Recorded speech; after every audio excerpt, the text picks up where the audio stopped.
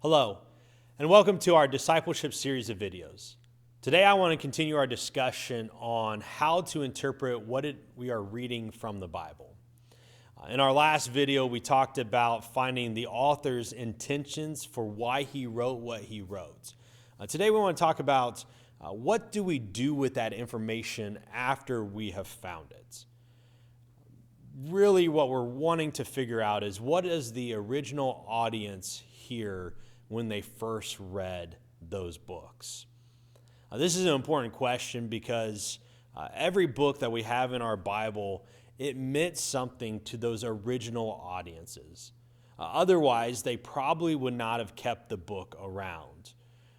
For instance, if you got a book on building rockets, but you don't really have a hobby of building rockets and it's not really your job, the likelihood of you keeping that book for very long is probably really slim. In fact, I have lots of books that come into my possession that I have no use for. It doesn't apply to me, and so I usually get rid of those books fairly quickly. And the same thing would have happened in the first century and in the Old Testament time as well. If those books did not communicate something, they would not have kept them. And so the prophecies from the Old Testament prophets, it meant something to the Israelites who first heard them. The book of Revelation, it meant something to the first century world. It's not something way into the future that they don't understand. They understood it to mean something for them in their time period. And so what we're trying to get at in this second question is asking just that. What did they get out of it? What did they hear? What was God asking them to do differently, or how were they supposed to live because of what was being said and being written to them?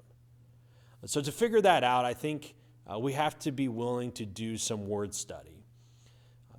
Communication is a two-way street, and when I communicate to somebody, I typically say what I think I mean, but they may not hear exactly the same thing back.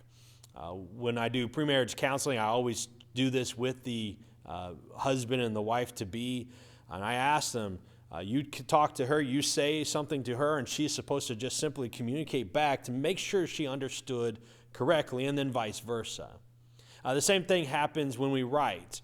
We might think we're writing something that makes sense, but when the original hearers hear it, maybe they've heard something different. And so word studies help us figure out what exactly the author meant and probably what did the original audience hear. Word studies can be done fairly simply in our modern time. We have commentaries or a study Bible that will help us. Study Bibles often point out key phrases or words and explains what they meant in the original language. And as well as commentaries do that as well. And so those are very helpful tools. Another tool is what's called a concordance. And concordance is basically lists all of the places, all the verses in the Bible that word appears. And they have these big books you can buy, or honestly, you can now search the internet and you'll find concordances that will do that. And so you search for a word or a phrase, and it formulates all of the verses that has that word or phrase in it. And by reading how other people are using that same word, you can kind of guess at what the original audience was hearing. And once you know what they were hearing, then you can move into that historical question: what did it mean?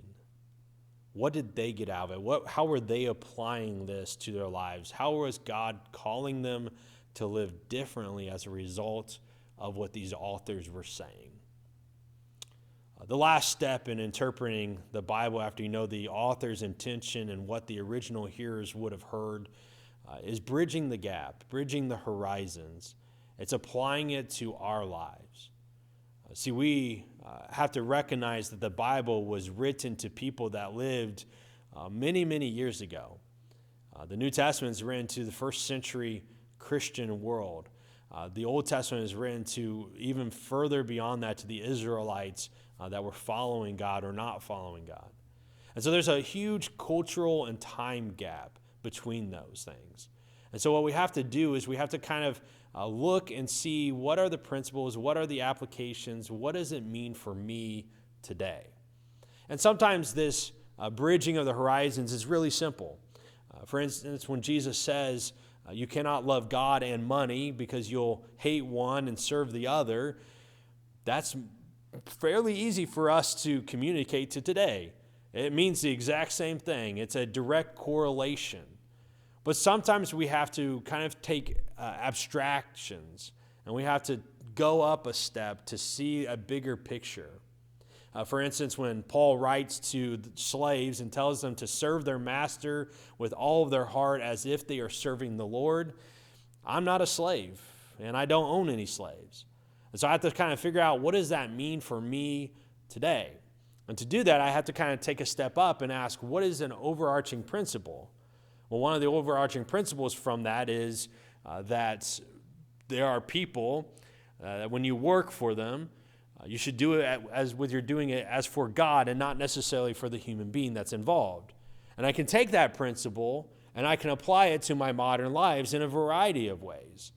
I can apply it to the way that I work for my employer. I'm to work for them as if I'm working for God and not just for another human being. I can do it to the way that I serve my wife at home. I do the things at home, the chores that I have at home, not because I have to, but because I'm serving God in the way that I do them. And so I'm working at it with all my heart and not just giving a half-hearted example.